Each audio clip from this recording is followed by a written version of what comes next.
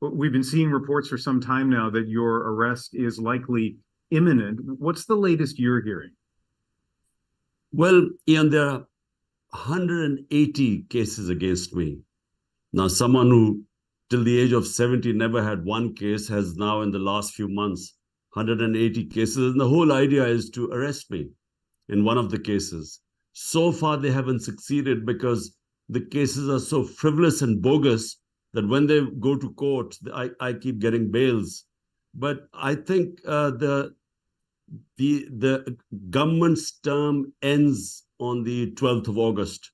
So the whole idea is that I should be in jail when the election start. The elections are in October. So this is why, all these attempts to arrest me and get me out of the race are going on. And so what do you think the timing is likely to be? Sometime before the end of the government's term, but do you think an arrest may come in the next few hours or few days? What do you know about that?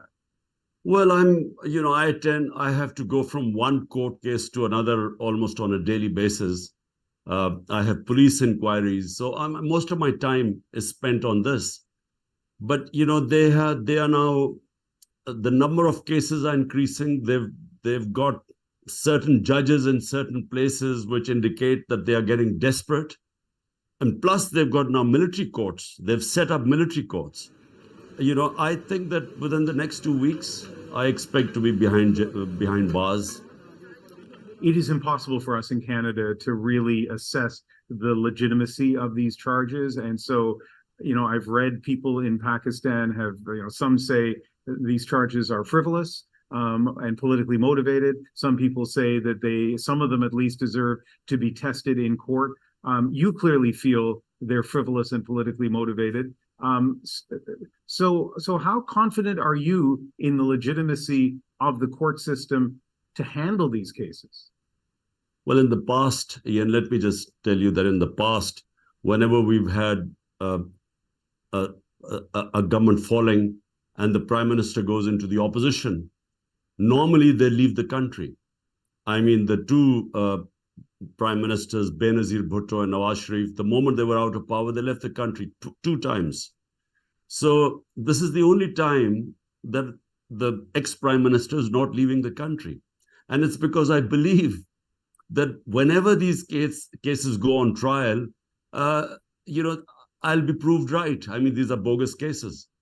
The only thing is that from the government's point, the reason why they are piling up these cases is because of the elections coming up.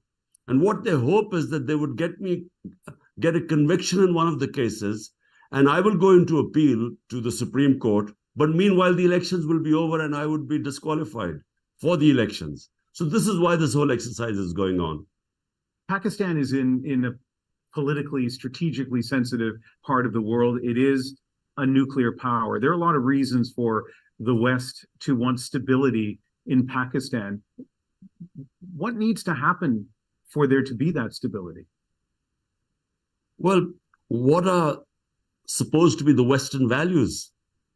And Western values are democracy, rule of law, free speech, no arbitrary punishments, custodial torture, all these things, protecting the fundamental rights, the human rights of the people. These are Western values. All these are being violated in Pakistan. We have no democracy now. We have an undeclared martial law. 10,000 of my workers are in jail today. All my senior leadership is either in jail or in hiding. And I have 180 cases and increasing. And worst of all, there were 25 people who were unarmed protesters who were killed on the 9th of May, or 9th and 10th of May. No inquiry done on the killing of Pakistani citizens, and about over 100 have bullet wounds. Now, this victimization that is going on, what we expect from the Western countries is to talk about these values. The only way we will have stability in Pakistan are free and fair elections. And unfortunately, all this effort right now going on by basically the establishment is not to have free and fair elections. so that the biggest party, which has over 70% approval rate in the country today, that party is now trying to dismantle it. So you won't have free and fair elections. And if you don't have free and fair elections, you won't have political stability. And without political stability, I'm afraid we will not even have economic stability. Is there a role for Canada that you'd like to see this country play in terms of achieving stability in Pakistan? All we want is that the Canadian political leadership should speak about this dismantling of our democracy that is going on. I mean, all the values preached by the Western countries, and especially when they criticize China or Russia on human rights, all human rights are being violated. So that's all we want.